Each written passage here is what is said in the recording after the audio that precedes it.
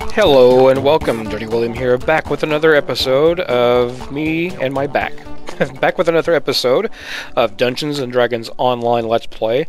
You will note, down at the bottom, maximum heroic XP achieved. I am capped, I am done. So we are going to actually take 2 levels this time, because we had, excuse me, we were banking XP, which means we're not taking the level until we absolutely have to.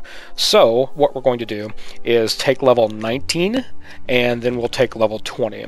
So let's see, we're going to do the same as we have before. We've got the use magic device, we have disable device, search, spot, concentration. What did I miss? Open lock. There we go. And we hit next. Now we get 10 hit points, 15 spell points, BAB from 17 to 18. We get a feat, which is hide in plain sight. You gain +1 hide and +1 move silently for every 3 seconds you stand still, up to a +5. Not really that great. So that's level 19. Now we're going to take level 20, advance to the next level as a ranger. You'll notice I'm not spending any action points because we're actually going to reset everything at level 20 according to the build, because that's what it says to do. So let's see, level 20. We're going to raise our strength to 29. Skill points are the same, concentration, search, spot, disable device, open lock, and the last 2 in use magic device. My use magic device is only 25.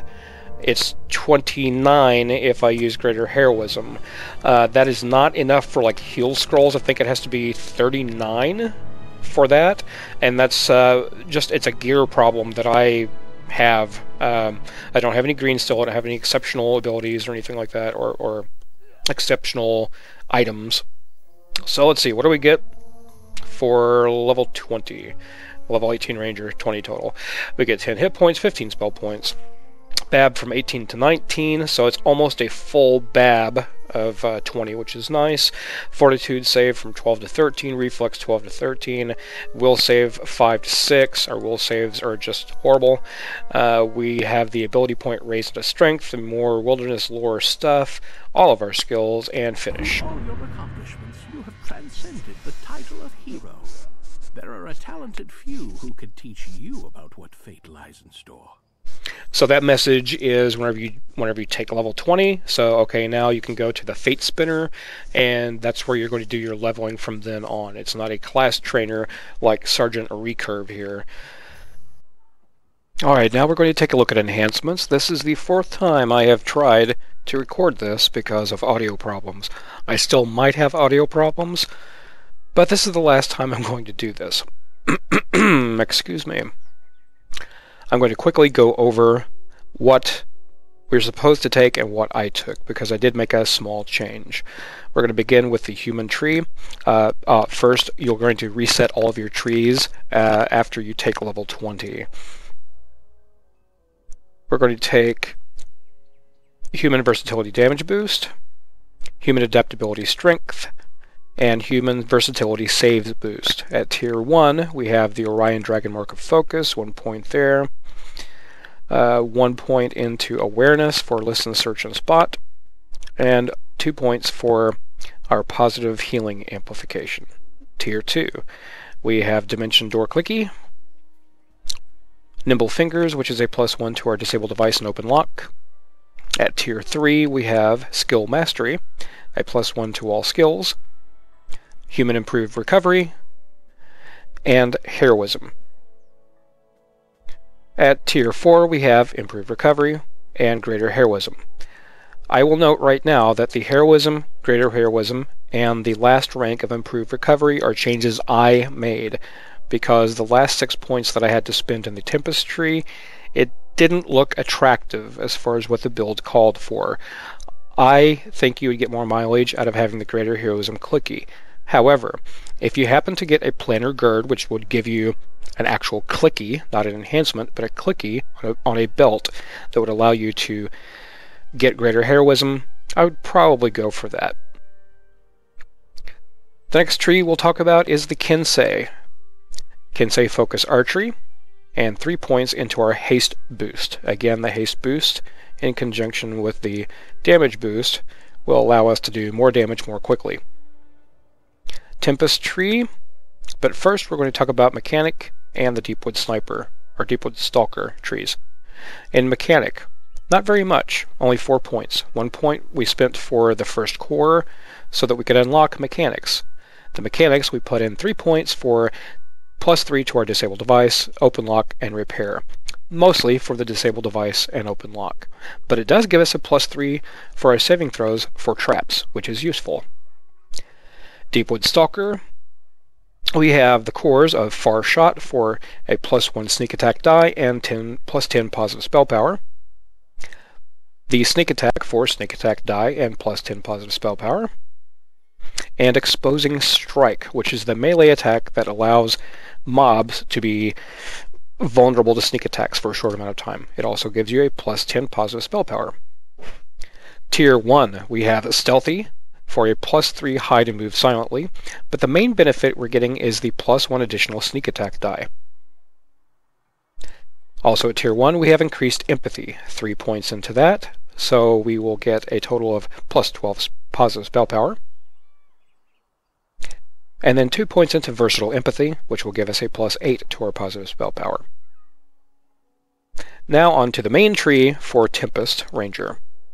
The cores, we have Shield of Whirling Steel, Tempest, Graceful Death, Deflect Arrows, and Whirlwind. At Tier 1, we have 3 points spent into Improved Reaction, +3 to our Reflex saves, and Whirling Blades. At Tier 2, we have 3 points into Improved Parry, for a +10 to our Physical Resistance rating when we dual wield. 3 points into Improved Dodge, for a +3 to our dodge. Whirling Blades, and 1 point, or 2 points rather, spent in the first tier of Sprint Boost for a 30% action boost to movement speed. Tier 3, we have Whirling Blades and Strength. Tier 4, 3 points spent in Elaborate Parry, and this will unlock the Tier 5 here. The Growing Storm at Tier 4 attacks an opponent for the next 15 seconds. Each time you damage an opponent, you gain a +1 damage for 5 seconds. This effect can stack up to 10 times, so it should be pretty brutal. Whirling Blades and Strength. At Tier 5, we have Evasive Dance. Now here is where the change came in. The last 6 points in this tree were supposed to have been spent on Dance of Death. As you can see, if we had Tier 3, it would be a melee dual-wielding attack. It deals +5 W damage. Your basic attacks, when dual-wielding, strike 4 targets per swing instead of 1 for the next 6 seconds. What this effectively does is give you more of an AoE type of effect, because instead of striking just 1 target, you're striking multiple targets. However, I would rather, personally, have the +4 bonus to my attacks, saves, and skills from Greater Heroism, and also having the additional healing amplification. Our positive spell power right now is 129, which can be increased with gear. But that's going to be for another episode. Next episode, I will be running a quest of some sort, I'm not sure what yet, as kind of a capstone to this series. I will additionally go over this character's strengths and weaknesses, what you could do to progress this character as far as gear and tomes, the possibility of making another character, or the possibility of TRing this character into another character that you would want to play. But again, that's for next time. So again, thank you very much for watching. This has been Dirty William, reminding you to do the dirty work.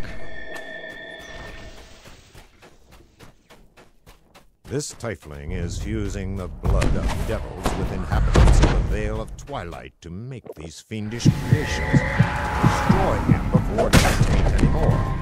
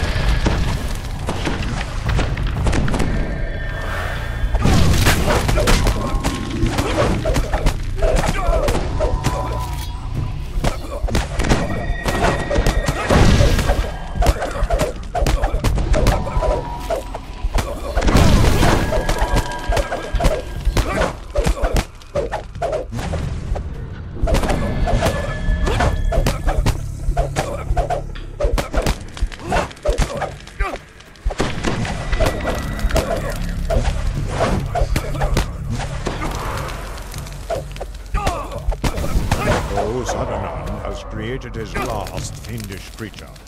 You have helped me to cleanse the Vale of Twilight. For that I owe you my eternal gratitude.